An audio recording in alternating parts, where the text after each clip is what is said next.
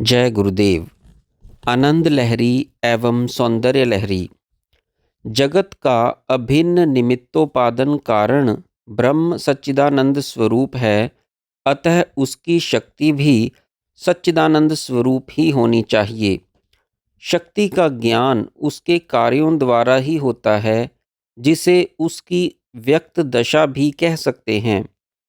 अव्यक्त दशा में शक्ति सुप्तवत अपने अधिष्ठान अथवा शक्तिमान में सतत निवास करती हुई भी प्रतीति के परे रहती है। ब्रह्म स्वयं तो निष्फल निरंजन निष्क्रिय है, परंतु उसकी शक्ति अखिल विश्व ब्रह्मांड का सर्जन संरक्षण एवं संचालन करती है। निष्क्रिय ब्रह्म की शक्ति का शक्तिमान से विपरीत धर्मा यह परम चरम सक्रियत्व ही द्वैतवाद का जन्मदाता है। अव्यक्त दशा में व्यक्तोन्मुख होने पर शक्ति के क्रमशः अनेक स्तर तथा परिणाम होते हैं, जो भ्रम से उसके अधिष्ठान के प्रत्याभासित होते हैं।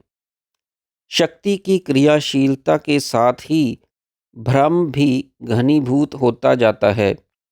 अधिष्ठान ब्रह्म में प्रत्याभासित शक्ति के ये विभिन्न स्तर एवं तज्जन्य भ्रम ही त्रैत्ववाद एवं अनेक देवत्ववाद के मूल हैं।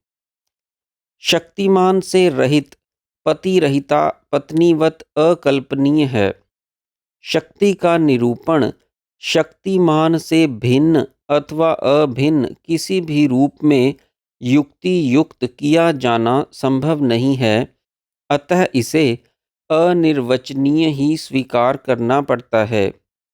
यूं तो ब्रह्म भी अनिर्वचनीय है, तथापि उसके निर्देश सच्चिदानंद आदि शब्दों से किया जाता है और उसकी शक्ति भी सच्ची सन्मयी ही निर्दिष्ट है। प्राणी मात्र के अंदर आनंद की लहरियों के रूप में उस शक्ति की अनुभूति होती है और शक्ति की यह अनुभूति शक्तिमान के साक्षात्कार का सुनिश्चित सोपान है। ग्रंथ के पूर्वार्ध आनंद लहरी इसी लक्ष्य से ओतप्रोत है। आनंद की लहरियां स्वयं साध्य नहीं हैं, वरन ऐसे आनंद स्तोत्र की समुपलब्धि का साधन मात्र हैं, जिसे निरानंद भी कहा जा सकता है, अर्थात एक ऐसा आनंद जिसमें अनेकों आनंद सिंधु समाकर भी कोई हलचल पैदा ना करते हुए स्वयं अनअनुभूत ही रह जाते हैं। समस्त दृष्टिगोचर विश्व में वही शक्ति सौंदर्य रूप से यत्र तत्र सर्वत्र विराजमान है, अथवा कहिए कि जहाँ कहीं भी सौंदर्य की अनुभूति होती है, वह सब उस शक्ति की ही अनुभूति है। ग्रंथ के इस अग्रिम उत्तरार्ध सौंदर्य लहरी में विश्व की शक्ति का ही विराट रूप मानकर उसके सौंदर्य की श्लाघा की गई है, ताकि उस परम सौंदर्य अधिष्ठान का साक्षात किया जा सके, जिसमें समस्त सौंदर्य निर्विकल्प भावेन समा जाते हैं। सौंदर्य लहरी। सौंदर्य लहरी को दो भागों में विभक्त किया जाता है।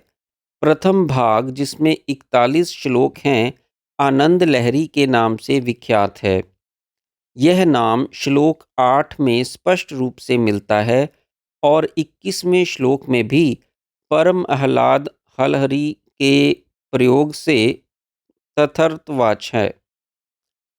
इस भाग में शंकर भगवत्पाद ने पिंडस्थ शक्ति और तत्संबंधी श्री चक्र, श्री विद्या, षट चक्र वेद और उनका मातृकाओं के द्वारा परा पश्यंती मध्यमा एवं वैखरी वाणी से तथा सबके पारस्परिक संबंधों पर प्रकाश डाला है, जिसका उद्देश्य कुंडलिनी शक्ति के जागरण द्वारा अद्वैत सिद्धांत के जीव ब्रह्म ऐक्य ज्ञान की अपरोक्ष अनुभूति कराना मात्र है।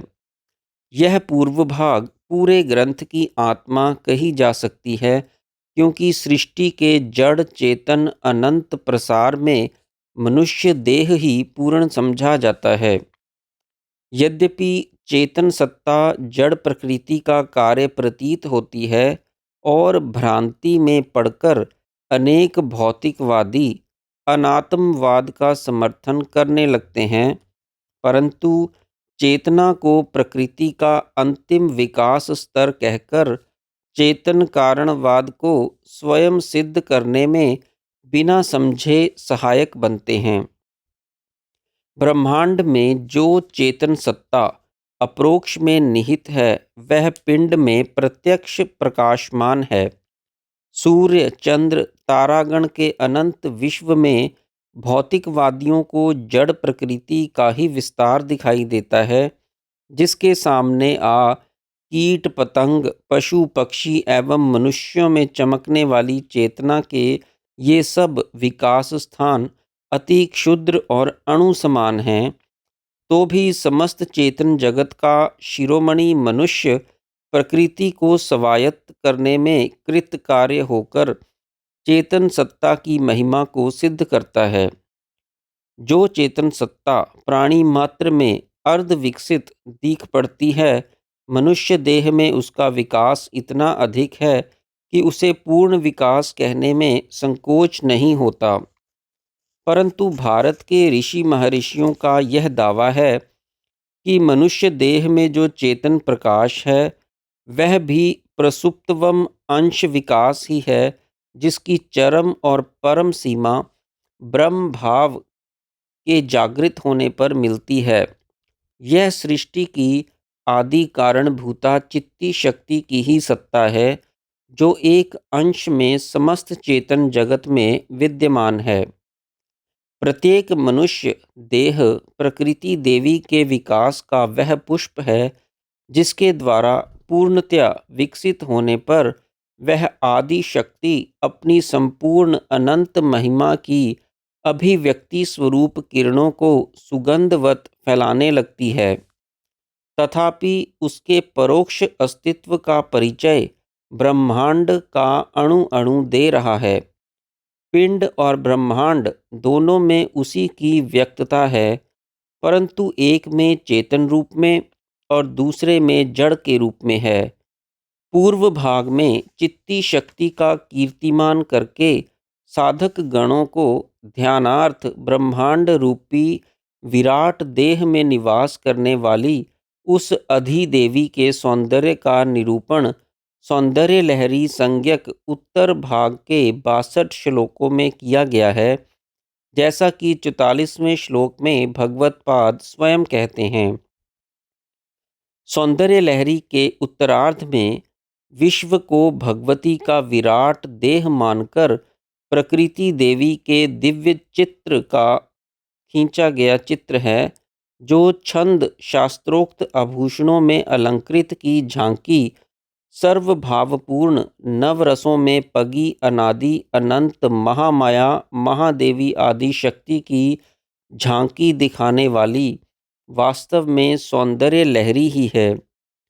इसको पढ़कर अनात्मवादी भी पुराण कवि भगवान शंकर के अवतार भगवतपाद की इस वैखरी झरी के रसों का आस्वादन करने अपनी अनात्म देह में स्थित अधिष्ठात चेतना देवी की अनंत महिमा की किंचित झांकी पाकर आत्मविश्वासी बन सकता है। हम उसको उसके अनात्म विश्वासी होने पर दोषी नहीं ठहराते, क्योंकि जिस प्रकार हम जड़ प्रकृति को भी ब्राह्मी चित्ती शक्ति की एक अभिव्यक्ति कहते हैं, उसी प्रकार अनात्मवादी भी तो उसी का जड़ चेतनमय एक अर्ध विकसित स्तर है, जो समय पाकर अपनी अध्यात्म विकास यात्रा के किसी विराम स्थल पर आत्मवादी हो जाएगा। श्रीमद् शंकर भगवत्पाद ने भगवती उमा के सौंदर्य का आनक्षिक चित्र एक भक्त के दृष्टिकोण से उपासकों के ध्यान के लाभार्थ खींचा है। एक श्लोक में किरीट, 3 श्लोक में केश, एक में ललाट, एक में भ्रू, 9 श्लोकों में नेत्र, 2 में दृष्टि, एक में कपोल, एक में कर्ण, एक में नासिका, एक में दंत, एक में मुस्कुराहट, एक में मुख के तांबूल, एक में वाणी, एक में चिबुक, 2 में ग्रीवा और कंठ, एक में 4 हाथ, एक में नखों की द्युति, 4 श्लोकों में स्तनपान द्वारा वात्सल्य स्नेह, 3 श्लोकों में नाभि, 2 में कटी, एक में नितंब, एक में जानु, एक में पैर, 8 श्लोकों में चरण, एक में शरीर की आभा और शेष श्लोकों में प्रार्थना युक्त सामान्य रूप से सर्वांग सौंदर्य का चित्र खींचा गया है। अनुमान होता है कि कृष्ण पक्ष की चतुर्दशी की प्रातःकालीन उषा के रूप में विराट देवी का ध्यान कराया गया है। पंडित एस सुब्रमण्य शास्त्री और टी.आर. श्रीनिवास अयंगर के अंग्रेजी में लिखित सौंदर्य लहरी के प्रत्येक श्लोक के साथ एक एक यंत्र भी दिया गया है, जिसके पूजन और उससे संबंधित श्लोकों के जप सहित अनुष्ठान करने से अनेक कामनाओं की सिद्धि होती है। हमने सकाम अनुष्ठानों की ओर ध्यान न देकर केवल एक निष्काम उपासक अथवा एक योगी की दृष्टि से यह ग्रंथ लिखा है, क्योंकि जिस भगवती के स्तोत्र के एक एक श्लोक के अनुष्ठान द्वारा जन्म मरण की कारणभूत श्रृंखलाबद्ध कामनाओं की पूर्ति होती है, उसी स्तोत्र के सामूहिक अनुष्ठान का फल अनंत आप्तकाम पद का देने वाला क्यों ना होगा। जय गुरुदेव।